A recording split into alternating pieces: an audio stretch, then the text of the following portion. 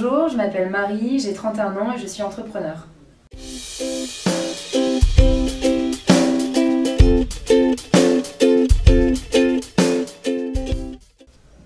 J'ai voulu investir dans l'immobilier pour placer l'argent que j'avais de côté. Donc j'ai commencé à aller voir des plateformes comme PAP, Se Loger, je ne trouvais pas du tout ce que je cherchais. Puis je me suis tournée vers les agences immobilières qui ont commencé à me recommander des biens mais qui ne correspondaient pas à mes recherches. Ils me faisaient visiter des choses qui ne me plaisaient pas du tout, donc ils me faisaient un peu perdre mon temps. Donc je me suis sentie un peu paumée dans cette démarche.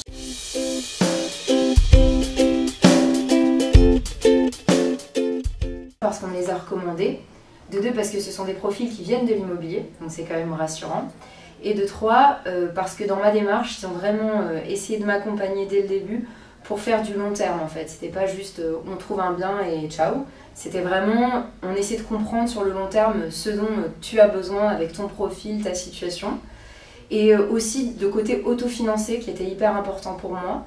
Donc aujourd'hui, ils m'ont aidé non pas à avoir investi dans un actif autofinancé, mais dans deux.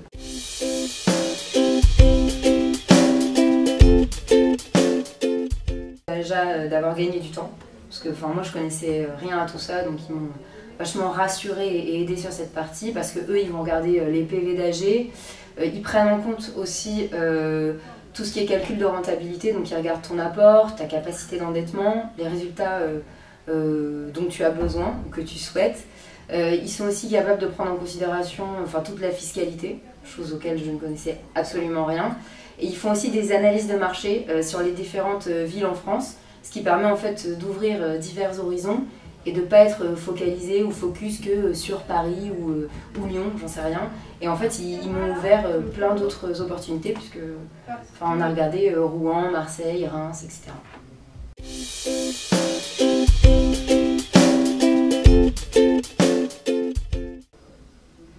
Alors pourquoi j'ai choisi de ne pas investir immédiatement dans ma résidence principale et plutôt dans des actifs locatifs? C'est parce qu'en fait je ne voulais pas dépenser tout de suite ma capacité d'endettement. C'est-à-dire que si j'avais investi tout de suite dans ma résidence principale, derrière les banques m'auraient empêché d'investir dans d'autres actifs locatifs puisque toute ma capacité d'endettement aurait été entre guillemets absorbée. Donc j'ai choisi d'investir dans des actifs locatifs, comme ça en fait les salaires, les loyers que je reçois tous les mois couvrent en fait l'endettement. Et donc ça me permet d'investir dans plusieurs actifs locatifs. Donc là aujourd'hui on en est à 2. J'espère qu'à plus long terme ça sera 3 à 4, ce qui potentiellement plus tard me permettra d'investir dans ma résidence principale.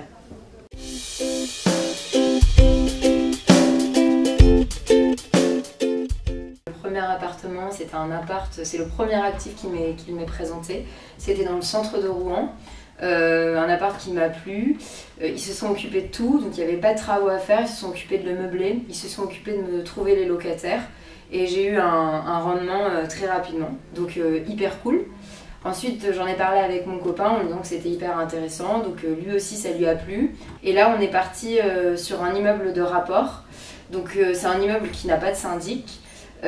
Donc avec plus de chances de faire une encore plus grosse rentabilité dans le centre de Marseille. Et là pareil, il y avait vachement de travaux à faire, trouver les locataires, j'ai tout, je n'ai strictement rien fait. Et pareil, rentabilité hyper rapide, donc génial. Ils mettent vraiment en confiance, ils sont hyper présents pour les clients. Et donc vraiment, c'est génial en fait. Si vous avez un peu d'argent à investir, c'est vraiment une super solution. Et dans l'immobilier, en plus, on sait que ça fonctionne.